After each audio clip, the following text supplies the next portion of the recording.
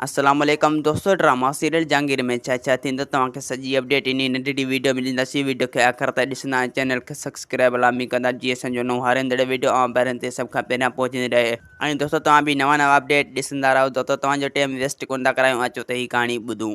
दोस्तों रेस हाशमत ख़ान दीनू खे धमकाईंदो त तो मुंहिंजे मथां केस दाख़िल करायो आहे। इन्ही में तुंहिंजो सुठो इहो आहे त तूं केस मां हथ खण। तूं स्कूल जे बारे में मूंखे केस करायो मुंहिंजे मथां ऐं मां स्कूल में तंबेलो खोलिया ऐं हाणे बि तंबेलो खोलींदुसि। ऐं दीनू रेस खे धमकाईंदो त मां हर हाल में स्कूल खे आबाद कंदुसि।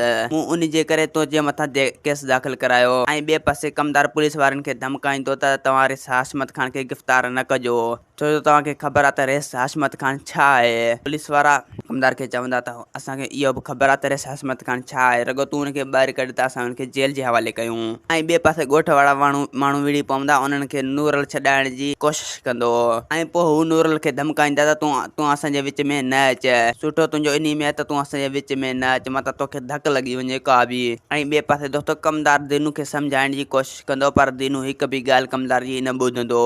दीनू कमदार खे चवंदो त मूंखे हर हाल में इहा स्कूल खोलाइणी आहे ऐं मां खोले ॾेखारींदुसि तव्हांखे, ऐं मां ॻोठ वारे ॿारनि खे ज़रूरु पढ़ाईंदुसि इन स्कूल में। तव्हां इहो ॾिसंदो त उन्हनि जे हथ में को डर न बल्कि किताब हूंदो, किताब। ऐं ईअं करण सां कमदार खे बाहियूं लॻी वेंदियूं। दोस्तो असांखे ॾींदा हाणे इजाज़त, वरी तव्हां सां मिलंदासीं ईंदड़ वीडियो में। जेसीं ताईं पंहिंजो ख़्यालु रखंदा। खुदा हाफ़िज़।